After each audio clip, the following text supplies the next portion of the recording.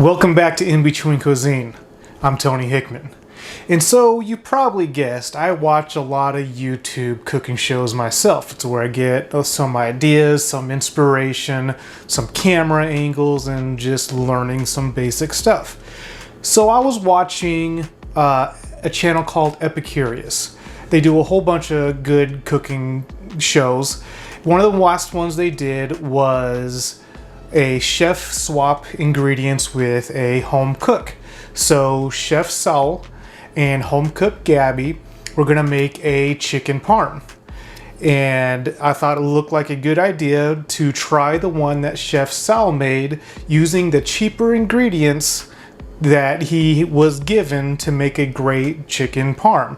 Now, he didn't make a traditional chicken parm, he made a chicken parm sandwich using spaghetti noodles as the bun.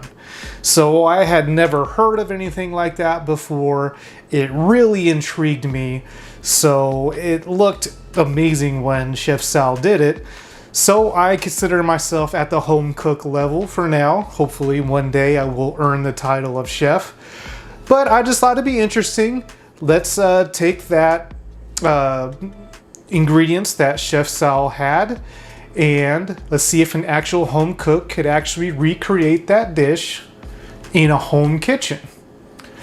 Let's get started.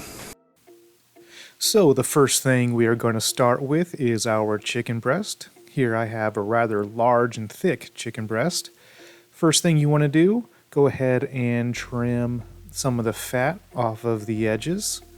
And in true Tony Hickman form, I'm already going to mess up and cut this from the wrong side. But it is what it is, and we will make do. Press firmly with one hand and gently slide your knife through the center of the chicken breast. Be so careful when to do this. Take your time. You do not want that knife sliding through there and cutting your fingers. Go ahead and open it up if you need to, and go ahead and try and butterfly this, but do not cut through, just like I did right up there on the top. So see, I have kind of two different little pieces. That's what happens when you cut it from the wrong side. But no worries, we will make do and we will fix it, and we'll show you how. Next step, go ahead, grab your cling wrap, cover your chicken breast. And now it's time to get to work on your meat tenderizer, or your mallet, your hammer, whatever you want to call it. According to Chef Saul, you want to start with the side that has the dimples on it. So we're going to go ahead, start pounding our chicken out. You want to do this with some decent pressure. I mean, this was a really thick chicken breast, so you actually I had to work this for a while to get down to where I wanted to go. Next, after that, then you switch to your flat side, and then you pound that more, and you just keep on going until you get the thickness that you desire. Again, this is going to be fried, so the breading is going to add some thickness to it. So you want to make sure you do want to get this pretty thin as you're doing that. Now, I know Chef Saul kept that plastic on. I took it off, to each his own. Just wanted to kind of show you the thickness I decided to go with here. They all had pretty hearts. I looks like a deconstructed turkey or something. Next thing he did is he cut it into a perfect circle. So I'm just going to use a saucer that I had. And we're going to go ahead and, just like in kindergarten, I'm going to trace the sides. This is when having a really sharp knife really pays off. Doing this with a dull knife is very dangerous. So make sure your knives are sharp. And we're going to go ahead and circle the saucer here. Remove this. Now you should have, if it cut all the way through, a nice circle. Go ahead if you need to. If it didn't go all the way through, very carefully trim up the edges, and you should be left with a perfect circle of chicken. Now next we're going to make our breading for the chicken. I don't have three pans to do it like how they do it. I have plates. So this is all at home, and plus my space is really limited. My kitchen isn't the biggest. So we're going to do some all-purpose flour, some salt, and some pepper. That is going to be step number 1. Step number 2 is the egg. And thank you, Gabby, for showing this part to me. I'm going to go ahead and just put the egg directly into the plate. And of course, it was like one of the worst cracking egg situations ever. I got the little eggs shells everywhere. But you do save some dishes if you just go ahead and give it a scramble right there in the plate. I see you. Oh, got you. So we're going to go ahead, set that aside. The last step is the breadcrumbs. I know he had plain breadcrumbs. I had Parmesan flavored breadcrumbs. Same thing pretty much. Since this is chicken parm, it's going to go good. So that is going to be step 3 of our breading process. So you want to start, of course, with the flour. Try and hold your circle together as best you can. Put your chicken into the flour and try to cover all the spaces of the chicken with the flour. You might have to turn it over into the flour a couple times to make sure you coat the whole thing. And that's quite all right. Take your time, do it correctly. Next is the egg wash. Simply, same process as before. You're going to put that chicken into the egg wash, flip it, use the excess on the sides to try to fill in everywhere that is not getting the egg wash. The goal, just like before, you want to make sure all that flour is covered up with the egg wash. Don't want any of that flour showing. No matter how many times you need to flip it, just keep on flipping it. Just try to keep the integrity of the shape the best that you can. Next is the breadcrumbs. You want to take the chicken from the egg wash into the breadcrumbs. And this is very basic stuff, guys. I mean, most people know how to do this, but I figured I would show it to you anyways, just in case. Get that breadcrumb coated nice and good. And just like before, just make sure the whole surface area is nice and coated. I'm just going to go ahead and leave it on this plate for now. And now we have our vegetable oil. One reason I left this shot in there, I thought it was kind of funny. You could see how my camera is kind of wedged up there. I have it on a tripod just wedged in between the cabinets above the microwave. One false move, I can touch that and it will totally go into the oil. But now I just wanted you guys to see how I get my overhead shots. Boop. So now once our oil is heated, we're going to go ahead and use Chef Saul's trick here. Drop a little piece in there. If it starts bubbling, it's hot. I don't have a thermometer, so I couldn't test the heat. So we're going to go do it his way, which is the old school way, which is, hey, I'm kind of an old school guy myself. Gently place the chicken breast into the oil. Always do it facing away from you. That way you don't splash any onto yourself. And then you're just going to let that cook until you get a golden brown on one side, looking just about like that. You probably do it maybe a little longer, but you know, I will switch this back over one extra time just because I don't think I got it quite good enough. That's what I'm looking for. Nice and even and cooked all the way around. The other side did have some, patches on it, which wasn't cooked all the way through.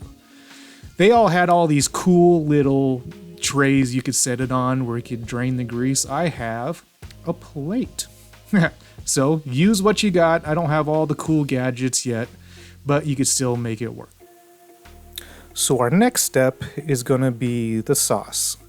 First thing you want to do is put some vegetable oil into a medium saucepan and let that get up to temperature.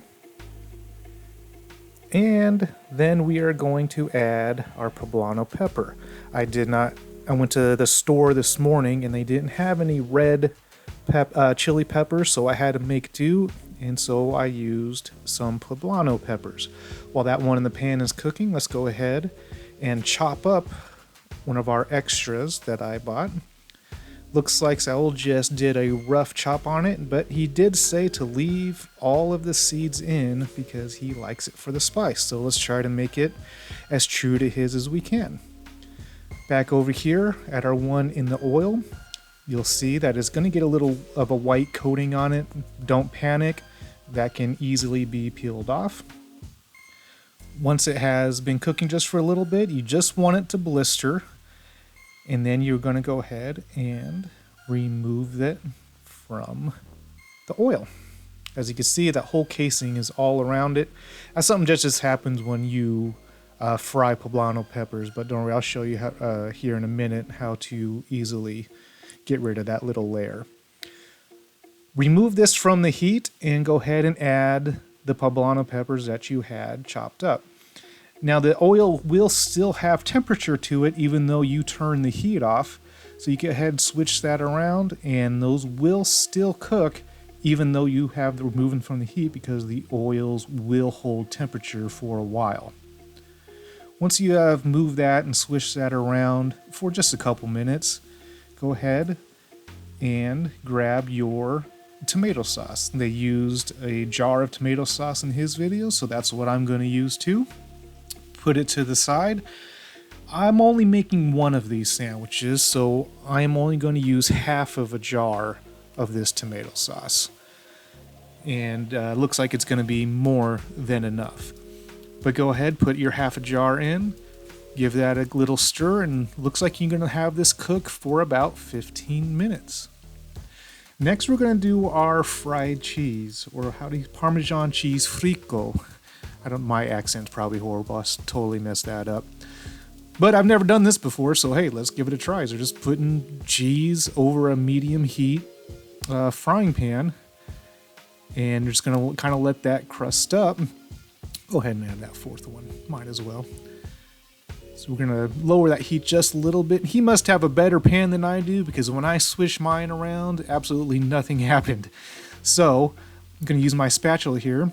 So, still not going anywhere. So I'm going to try to make this into a little circle. That way I can properly put it onto the final sandwich, and hopefully it'll hold some of the shape. You know, everything else in the sandwich is kind of in a circular shape. But it does smell good as I'm doing this. It smells really good. Still try to, no, still not moving around. So I'm just going to go ahead and keep working these edges and making this, trying to keep this shape as round as possible. And then once this gets the corners and you look underneath it and it's nice and brown, go ahead and remove it from the heat and set that aside for now. Now it's time for our other cheese. We are going to make that cheese fondue. So he used a little bit of heavy whipping cream, and I used a little too much heavy whipping cream, as you will see. But we're going to go ahead, heat that up, and season with some salt and pepper. And then what we want to do is grate our fresh mozzarella cheese. So I got this morning. It's as fresh as I could get it. Just going to give that a quick grate. I don't like how that grates. It's really squishy, and I didn't like how that grated. But regardless, go ahead, grate the cheese, and put it in with your heavy cream.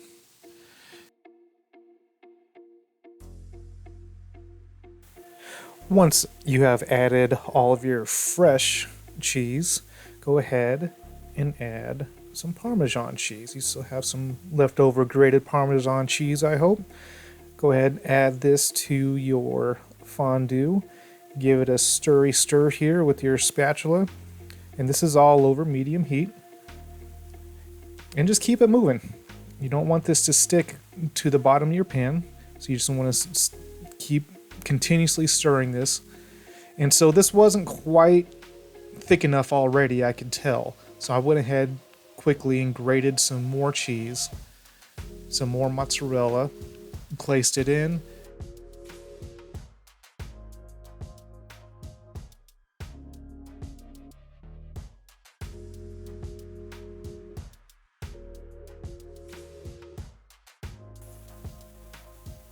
Once the additional cheese has been added, give it another quick stir. And while that cheese is cooking, let's go ahead and bring that poblano pepper back to the limelight. See that skin that I was talking about? Look how easy that can simply just peel right off there. And now you are left with a great green color all over again. Good for presentation. So now this has been cooking and I've reduced my heat to low to try to get it to thicken up. You can see that it has thickened up some. Still not quite as thick as I would have liked it, but I've already used all my cheese and that's what we got. So go ahead and we're going to set that aside for now. And now we're going to do our spaghetti. I'm not going to show you this part really because we've all seen spaghetti cook. So I have some spaghetti sitting on ice, cooked it for 14 minutes. Let's go ahead and make what we're going to make to put that spaghetti in. We have 1 egg and we are going to add some Parmesan cheese to this. Good thing I bought a big old container of Parmesan cheese because we use a lot of it in this recipe. And that was 3 teaspoons. Let's go ahead and make it 4. Why not? Can't go wrong. And then we're going to add just a pinch of salt. Grab my little mini whisk here and mix it all in together. Now I have my spaghetti that was in cold water in a mixing bowl ready to go. But first let's put some vegetable oil into a pan. I only have one small frying pan and my cheese is sitting in it right now. So I'm going to have to make do with my large frying pan and see if I can't get this all on one little side. Here's the spaghetti I was talking about. We're going to go ahead and add half of the egg in there because this is for half of the bun. We're going to go ahead and add some more breadcrumbs.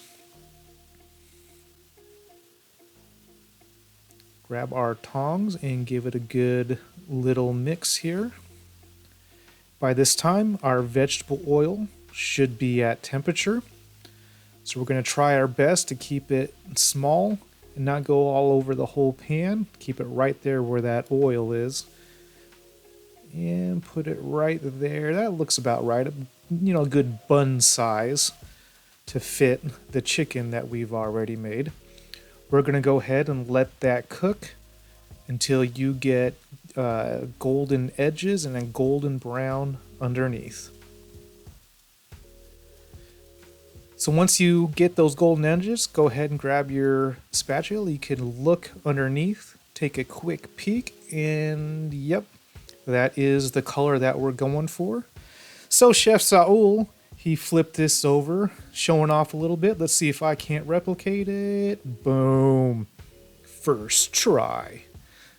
So go ahead and flip that over, and now we're going to go ahead and cook this side until it looks golden brown, just like that side does right there. Once you're done and both sides are the color that you're going for, we're going to go ahead and remove it from the heat. Again, they put theirs on those draining pans. Again, I don't have that. I have a cutting board. Works just the same. So we're going to go fast forward here and cook our second one. Just need a dab more of the vegetable oil. I already mixed our second batch of the egg in with our spaghetti. 2 for 2. Oh yeah. Now I think we are ready to plate. Let's start with one layer of the fried spaghetti we just made. Our sauce that has been done cooking for 15 minutes. Spread evenly over your noodles. Then we are going to add that beautiful chicken breast. Look at that. That thing is cooked perfectly. And that circle shape does make it look appetizing. Second layer of our tomato sauce. And then next will be our cheese fondue. And again, this, I thought it would thicken up just a little more as it was sitting. It didn't thicken up as much as I like. So I'm going to try to, tilt this and get some of the cheese chunks that are, staying at the top to get onto the actual sandwich. Otherwise, it'll be just a little too drippy. It's the only part I think I really didn't get down good. But the flavors are still hopefully there. We'll find out. After that, we're going to add our piece of fried cheese. As you can see, my circle shape did not hold up, but that's all right. Tastes all the same. Plus it looks like it goes good in that spot anyway, right there on that sandwich. And of course we have basil leaves. Chef Saul used 4. I used 2 large ones because I'm in Texas and everything is bigger in Texas. And then we're going to top that off with our other bun, as you would call it. 2 more large basil leaves, and top that off with our poblano pepper that we blistered. And just like Chef Saul's, mine does not stick, which I'm kind of glad because I really wanted to stab this anyway. So we're going to go ahead and stab that right into the center. And there we have chicken parmesan sandwich. There's a different side view of it.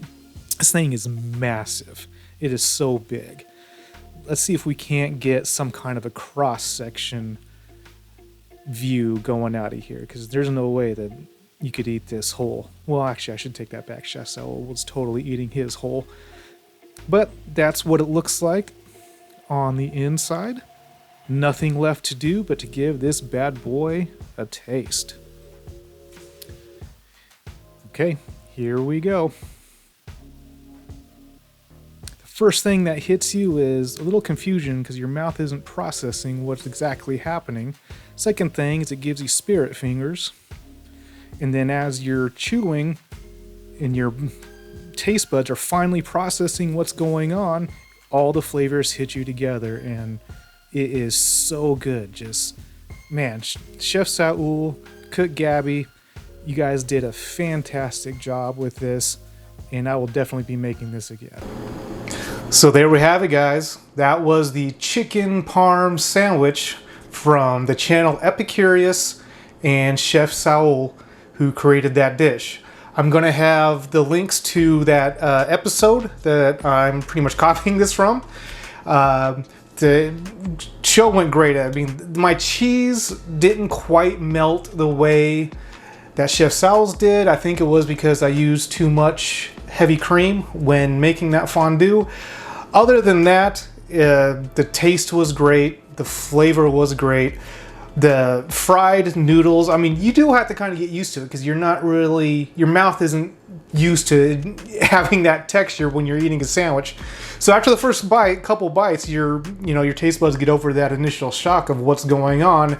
The flavors were absolutely great. I did have to use a different kind of pepper just because my HEB did not have those red chili peppers, but you make do with what you got. So thank you for the Epicurious for the inspiration for this video. Again, their links are down below. If you liked this video, please give this a thumbs up and a subscribe. I'm Tony Hickman. I'll see you next time.